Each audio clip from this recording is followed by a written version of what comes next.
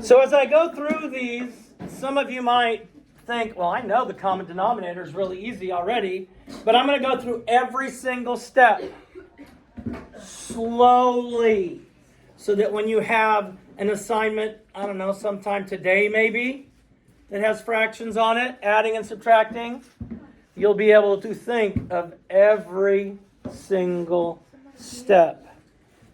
So we're going to do 1/4 times 6/8.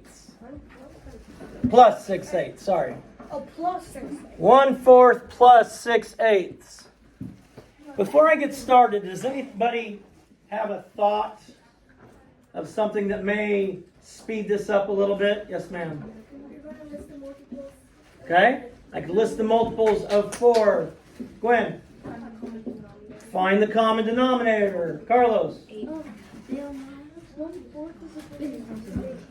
1/4 is equal to 2/8. So I could change it to 2/8 plus 6/8. Can I simplify 6/8?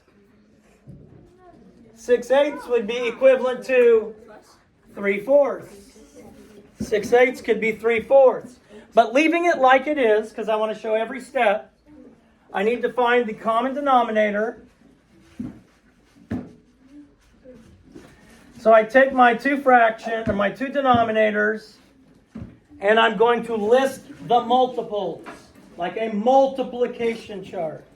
So 8, 16, 24, 4, 8. Boom! 8 is my common denominator. 8 is my common denominator. Now, once I know my common denominator, I want to change both of these fractions without changing their value so that they have a common denominator of 8. So then I have to ask myself, Kinsley, what did I multiply by 4 to get 8? 4 times what gives me 8? 2. If I multiply my denominator by 2, you must multiply your numerator by 2. And 8 times what equals 8? 1. Why do you scream about everything?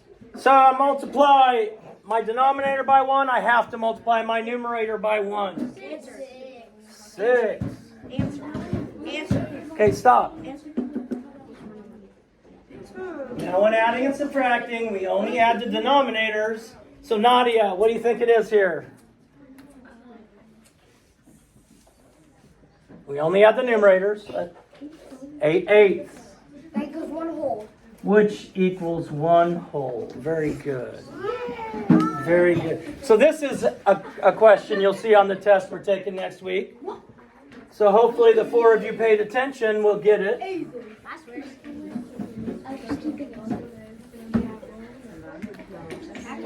All right, and last we have 4/5 subtract 2/3.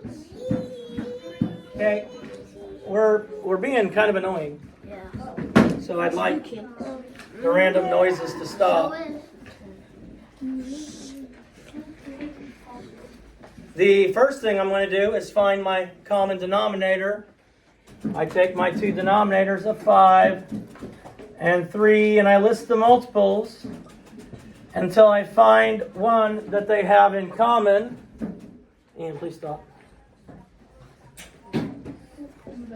And I found they have 15 in common. I take my fractions.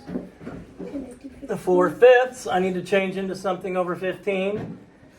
2/3 I need to change into something over 15. Make sure you pay attention to the sign, because the assignment you have today mixes up. We have some adding, some subtracting, and they're not all together. Blade, 5 times what equals 15?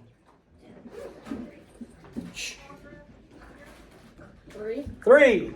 Blade, if I multiply my denominator by 3, I must also multiply my numerator by 3. So Blade, what is my new numerator? 12. Good job.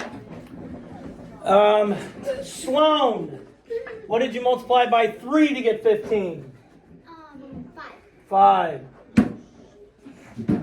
And 2 times 5 is what, Sloan? 10. Now it's subtraction. Hayden, 2/15 subtract 10/15, or 12/15 subtract 10/15 gives you 2/15. I got it right. And we cannot simplify 2/15. I literally